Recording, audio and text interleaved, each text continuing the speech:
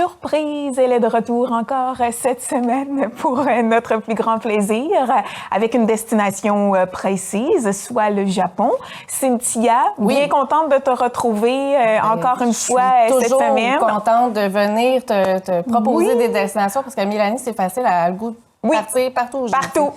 Partout. Là, Puis c'est sûr qu'à la fin de la chronique, je vais ajouter le Japon Exactement. à la fin pour de ma liste. en parler, mais j'ai comme invité Elena Silva de Vacances Air Canada. Elle est représentante des ventes chez Vacances Air Canada. Bien fait. Et elle a fait la destination, donc encore mieux que moi qui l'a pas fait, mais qui connaît bien la destination quand même. Oui. Donc aujourd'hui, on est ici pour parler de nouveautés, de produits très intéressants du côté de Vacances Air Canada, mais surtout d'une destination incroyable. Le Japon, c'est une destination avec des traditions ancestrales, mais aussi dans un monde où c'est très connecté. Donc, on a l'effervescence de la modernité, mais aussi du temps ancestral. C'est nature, mais aussi dépaysement dans une ville où tout va vite, tout est branché, tout avec karaoké, des temples, etc.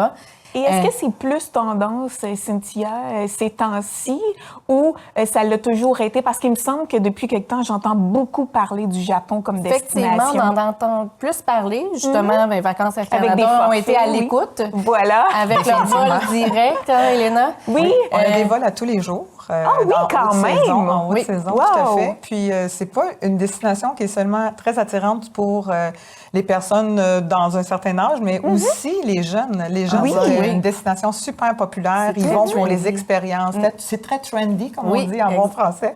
Mais c'est vraiment une destination exceptionnelle par les gens, par la culture, par la propreté, par...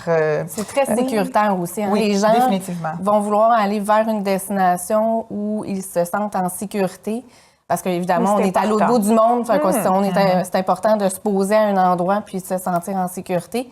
Et à travers les produits de Vacances Air Canada, ils ont des circuits adaptés, accompagnés en français. Il y en a aussi en bilingue, il y en a en anglais.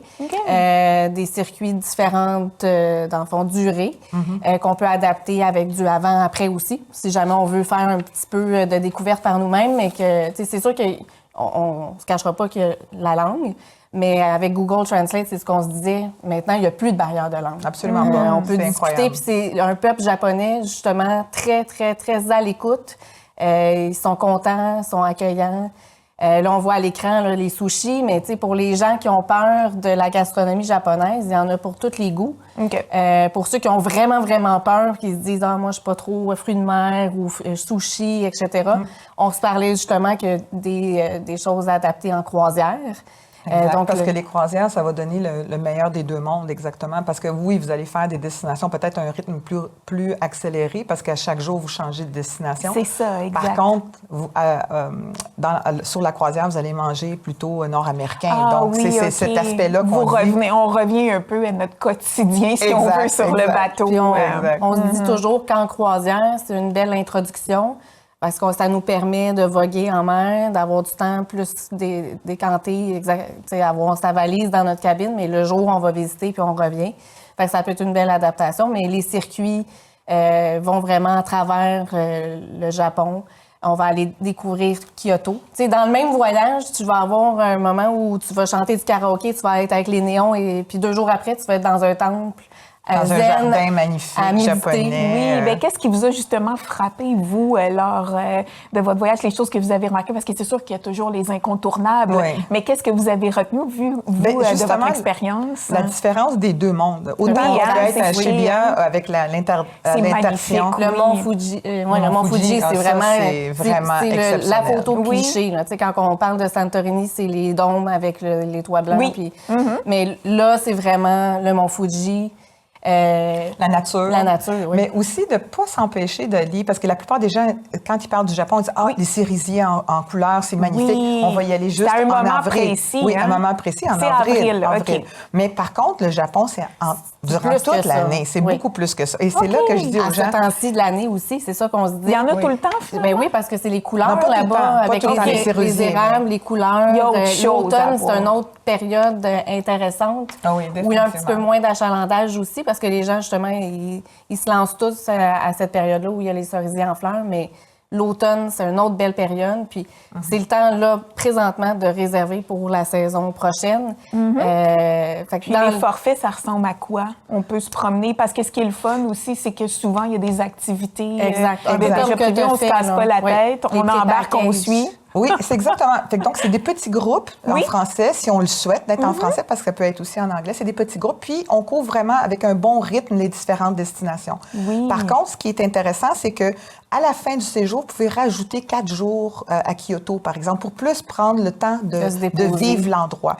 Et c'est ça que j'aime avec Vacances Air Canada, c'est que c'est pas juste, oui, on a des circuits, comme par exemple l'essence du Japon, les saveurs et traditions, ceux qui veulent plus voir les saveurs et les traditions, mais aussi le Japon en liberté. Donc, les gens peuvent faire leur propre itinéraire.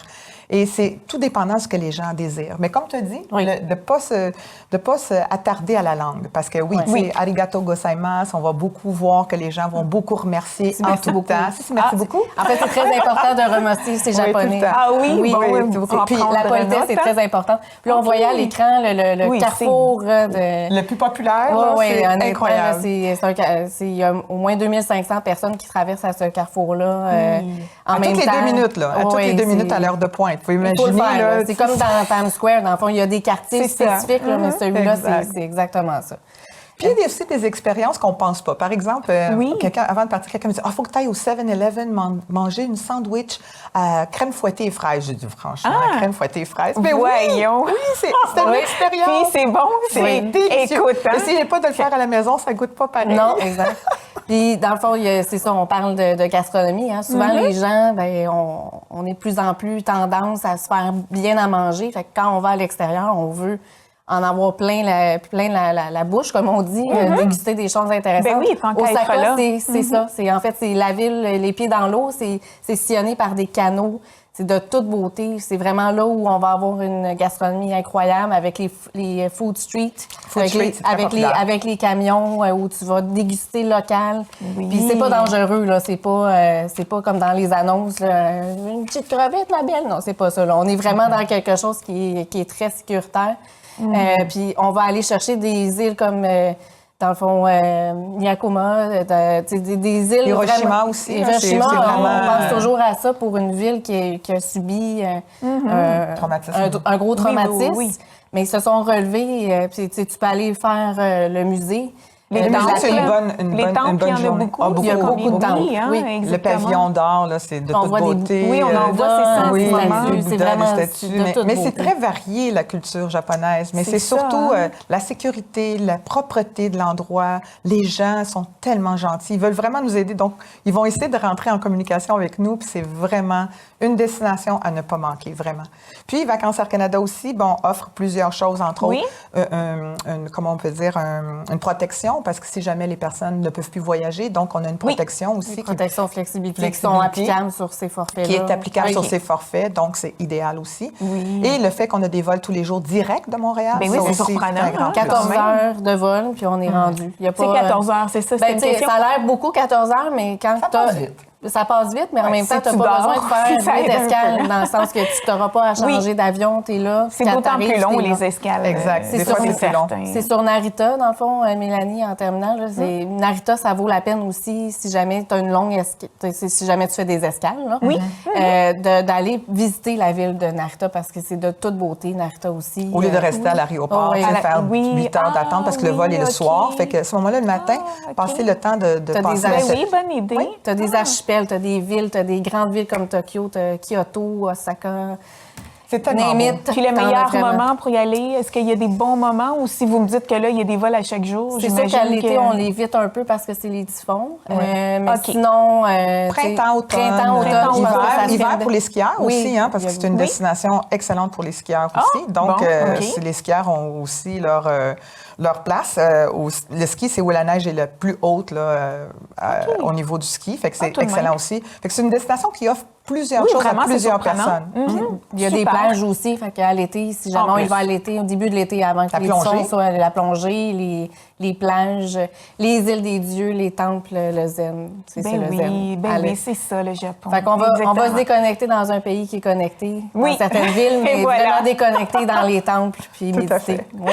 Mais génial, ben gros merci. Merci. À vous deux. Arigatou gozaimasu. À bientôt.